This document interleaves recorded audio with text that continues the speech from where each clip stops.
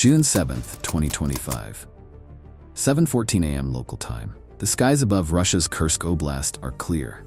The summer sun is just starting to burn away the morning haze. From the ground, you might hear a faint rumble, the distant roar of powerful jet engines slicing through the air. High above a patchwork of green forests and rolling farmland, a sleek Russian Su-35, one of the most advanced fighters in Moscow's arsenal, is on patrol. It's a symbol of air dominance, a machine built to intimidate. And then, chaos. Without warning, the jet begins to yaw, then roll, then spiral. Thick smoke billows from its tail. The roar of its engines fades into a tortured whine. The spiral tightens. Seconds later, the aircraft slams into the earth in a fiery explosion. From the ground, farmers and soldiers alike stare in disbelief. From the air, there's only silence, except for the hiss of cooling metal. Within minutes, the world knows. Ukrainian Telegram channels post celebratory emojis. Twitter, or what remains of it, is flooded with breaking alerts. On Western news apps, bold headlines light up screens. Ukraine's F-16 shoots down Russian Su-35 in historic first. The claim spreads like wildfire. Analysts frame it as a decisive moment. Commentators call it a symbolic David versus Goliath moment. For some, it's proof that Western air power is rewriting the rules of the war. But what if the truth, the real story, was not only different, but far more dangerous? Bookmark YPH5U, The Fog of War, and Why First Reports Mislead. There's a saying in military circles, in war, the first reports are always wrong. That's because in the chaos of combat, perception moves faster than facts. When a mighty Russian fighter jet falls from the sky, the world rushes to fill the blanks with the story it wants to believe. And the story everyone wanted was clear. A Ukrainian F-16, fresh from NATO training, using cutting-edge targeting data from a Swedish surveillance plane, locked onto the Su-35 with an AIM-120 AMRAAM missile. One shot, one kill. Clean, cinematic, heroic. It's the kind of narrative that sells newspapers, drives clicks, and rallies public support. But it's not what happened. Bookmark, the silence that spoke volumes. While social media exploded and pundits speculated, the Ukrainian Air Force released an official statement. They confirmed the destruction of the Russian aircraft during a successful operation in the Kursk direction. But there were no photos from a pilot's HUD, no cockpit footage, no triumphant air-to-air kill announcement, no mention of F-16s at all. For a country that has routinely shared dramatic GoPro footage of airstrikes and missile interceptions, this silence was deafening. And it raised a question few dared to ask. If it wasn't a fighter jet, then what really brought down the Su-35? The Russian pilot's mourning.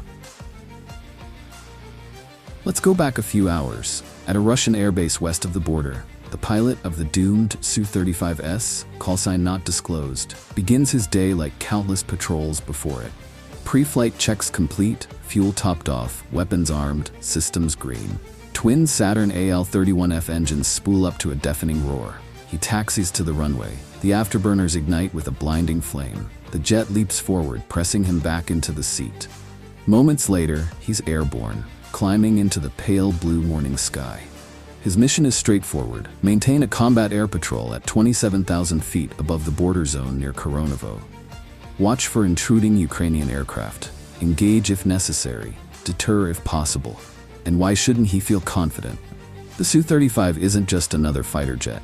It's the pride of Russian aviation. Watch for E-835's reputation. The Su-35S is often described as the crown jewel of Russia's Air Force. It carries a powerful Irbis-E radar capable of detecting targets at distances over 400 kilometers. Its thrust vectoring nozzles allow it to perform maneuvers that defy the laws of aerodynamics. Its Kabini electronic warfare suite can, on paper, jam even advanced Western missiles. It's marketed as a jet that can dominate any opponent in a dogfight and survive in the most hostile air defense environments. But on June 7, 2025, none of that mattered. Bookmark, could an F-16 have done it? Let's examine the claim.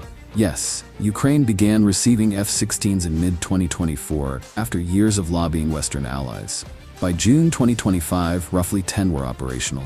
10 jets, for a country larger than France. That's not enough to maintain continuous air coverage, especially near heavily defended Russian territory. And the pilots? Many were seasoned aviators, but seasoned in Soviet-era MiG-29s and Su-27s.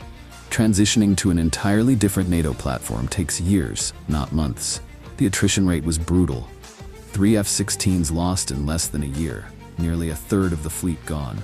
So while an F-16 could theoretically down a Su-35, the odds of one being in that exact place at that exact time were slim. The Saab 340 mystery. One reason the F-16 theory persisted was the reported presence of a Swedish Saab 340 AEW&C aircraft in the region. Donated to Ukraine in 2024, the Saab 340's Erie Eye radar can spot aircraft and missiles hundreds of kilometers away. In theory, such a platform could vector an F-16 toward a target with pinpoint accuracy. In reality, it's not so simple. For that kind of real-time coordination, you need Link 16, NATO's secure data link that lets multiple platforms share targeting data instantly. But US officials reportedly had the Link 16 equipment removed from Ukrainian F-16s before delivery, fearing its capture. Without it, guidance from the Saab 340 would have to be passed by voice radio, slow, imprecise, and almost useless in high-speed aerial combat. The ambush. Back in the cockpit of the Su-35, everything is calm. Then, the warning tone. The L-150 Pastel radar warning receiver lights up. Someone's radar has locked on. The pilot banks hard left. Chaff bursts from dispensers, creating clouds of radar-reflective material. The Kibini jammers emit electronic noise, trying to break the lock. For a moment it works. The threat tone fades. But seconds later, a different alarm. This time, it's the missile warning system. A missile is already airborne, and it's coming straight for him. What the pilot doesn't know is that his attacker isn't another jet. It's a MIM-104 Patriot missile, launched from Ukrainian soil. First delivered to Ukraine in 2023, the Patriot PAC-3 is one of the most capable air defense systems in existence.